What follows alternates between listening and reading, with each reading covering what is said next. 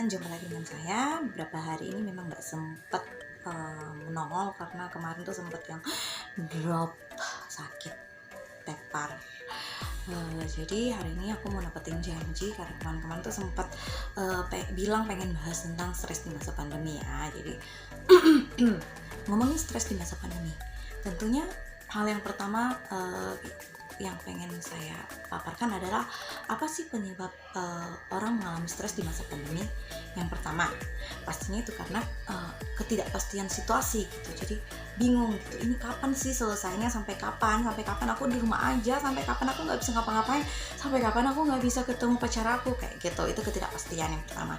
Terus yang kedua adalah ketakutan, kecemasan gitu, takut tertular, takut kena penyakit itu, takut kalau corona ini nggak berakhir kayak gitu. Itu bisa jadi penyebabnya. Terus yang ketiga itu masalah ekonomi gitu, karena ada orang yang terdampak karena COVID ini, jadinya sangat ngefek ke masalah ekonominya, jadi nggak dapat penghasilan, terus ada yang gajinya dipotong, terus ada yang juga malah dirumahkan dan nggak dapat gaji sama sekali.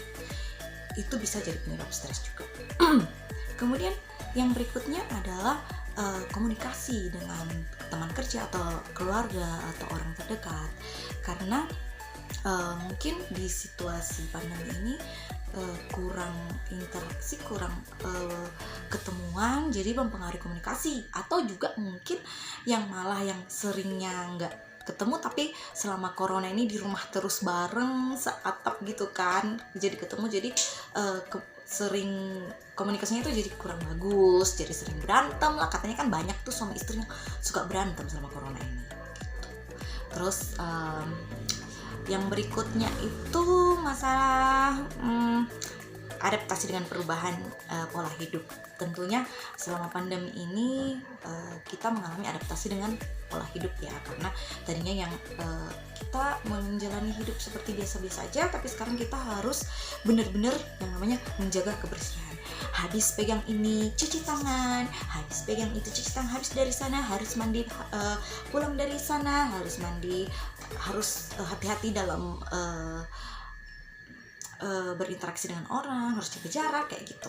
Itu merupakan beberapa hal yang menjadi penyebab orang mengalami stres. Nah, tadi itu kita bahas penyebab dan dampaknya apa dong? Dampak stres itu apa? Banyak. Dampak stres itu bisa mempengaruhi kesehatan mental kita, yaitu stres itu gitu, bisa menyebabkan stres dan itu kondisinya itu bisa memburuk teman-teman. Nah, kemudian yang sering dialami juga adalah perubahan pola tidur gitu, yang tadinya udah tidurnya ya pulang kerja kayak gitu, ini karena di rumah aja jadi pola tidurnya tuh jadi nggak teratur. Terus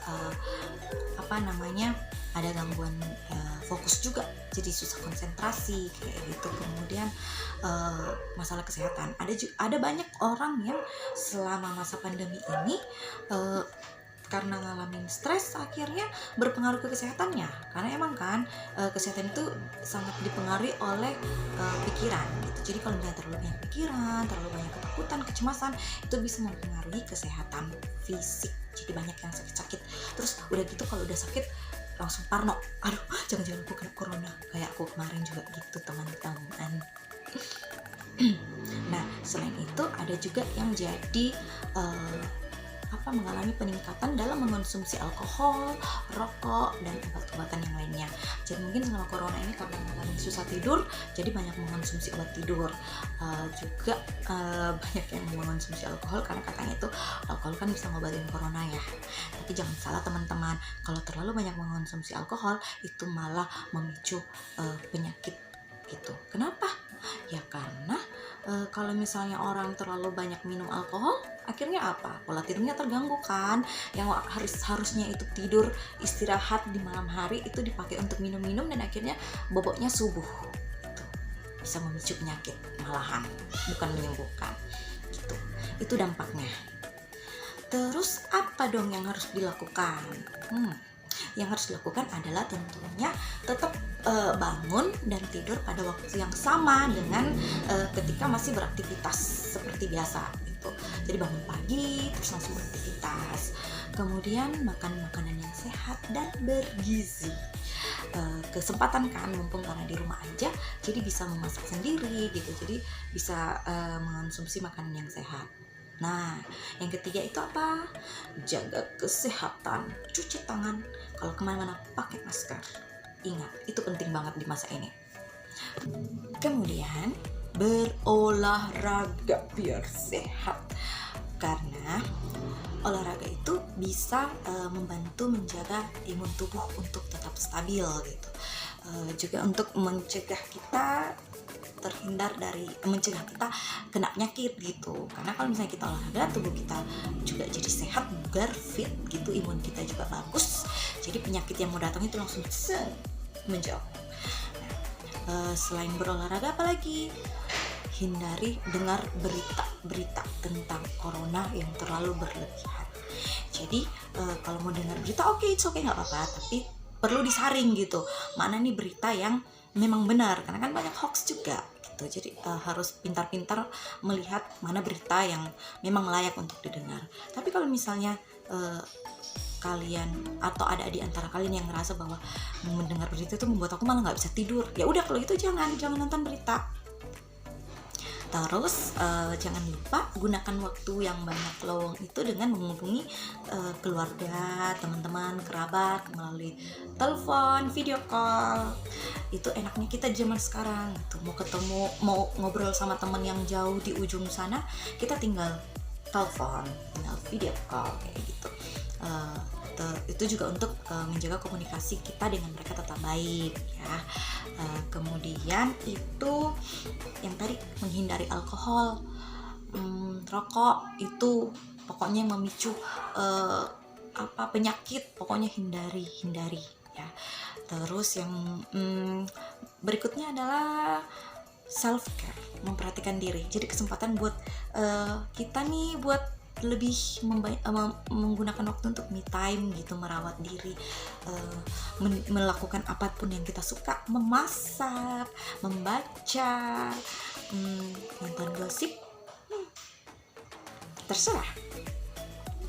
Nah, terus pertanyaan terakhir nih, jadi kapan kita tahu bahwa kita butuh bantuan psikolog gitu? Oke, yang pertama itu kalau kalian ngalamin cemas atau takut yang secara intens terus menerus dan itu sangat mengganggu dan membuat kalian susah beraktivitas, jangan ragu, hubungi call center. Kan sekarang ada tuh call center untuk selama masa pandemi ini kan ada call center khusus untuk ngobrol sama psikolog gitu. Yang kedua, kapan kita tahu kita butuh bantuan itu adalah ketika kalian tuh sampai ada menunjukkan perilaku yang kayaknya nggak wajar deh gitu, sampai mau ketemu orang aja takut gitu, ketemu orang takut tertular, takut tertularnya tuh berlebihan gitu, sampai yang mau misalnya teman kalian telepon nih, sampai kalian nggak mau angkat, takut nanti ketular, sampai nggak mau buka chat, takut ketular gitu. Itu berarti kalian butuh bantuan, guys. Nah, yang berikutnya, kalau teman-teman tuh ngerasa panik atau cemas ketika mendengar atau membaca tentang corona, tentang COVID, itu langsung kayak sesak nafas, langsung nggak bisa nafas gitu kalau misalnya dengar berita, itu juga menandakan kalian butuh bantuan.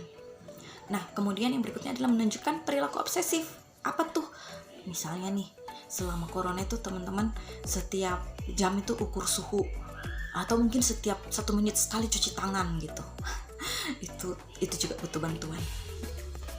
Yang berikutnya itu adalah ketika teman-teman itu sering nangis gitu, tiba-tiba nangis, mau tidur nangis, pokoknya sering nangis, teman-teman butuh bantuan. Terus yang berikutnya adalah ketika teman-teman sudah kayak penyalahgunaan alkohol, rokok, atau obat-obat tidur, obat-obat zat-zat yang lain gitu, itu sudah di luar batas yang wajar, itu juga teman-teman mengalami bantuan psikolog. Lalu yang berikutnya adalah ketika teman-teman mudah marah gitu, tiba-tiba yang jadi cepat marah, jadi orang-orang di sekitar teman-teman tuh ngerasa terganggu karena teman-teman tuh bawaannya tuh cepat marah, disenggol dikit main bacok. Enggak juga, enggak sampai gitu juga sih, maksudnya hal sepele tuh marah gitu, malah bahkan hal-hal yang nggak perlu marah, jadi emosinya tuh nggak stabil, memuncak kayak gitu. Itu juga menandakan teman-teman butuh bantuan. Nah, yang terakhir itu adalah lihat konsep dulu guys, kehilangan minat pada hal-hal yang teman sukai. Jadi kalau tadinya teman-teman tuh suka banget nonton drakor, tapi tiba-tiba teman-teman nggak suka, maunya tidur aja, pokoknya nggak mau ngapa-ngapain, dan sama sekali nggak punya minat untuk ngelakuin apa aja, itu juga teman-teman butuh bantuan. Oke, jadi itu tadi udah saya paparkan tentang apa aja sih penyebab stres, terus dampaknya, terus apa yang sebaiknya kita lakukan, dan pada saat kapan kita butuh bantuan ke psikolog atau ke psikiater. Itu saya sudah paparkan tadi, semoga itu membantu teman-teman. Tapi kalau misalnya ada yang masih kurang atau masih belum terjawab, bisa DM aja, saya akan mencoba memberikan jawabannya lagi. Terima kasih untuk waktunya. Salam sehat.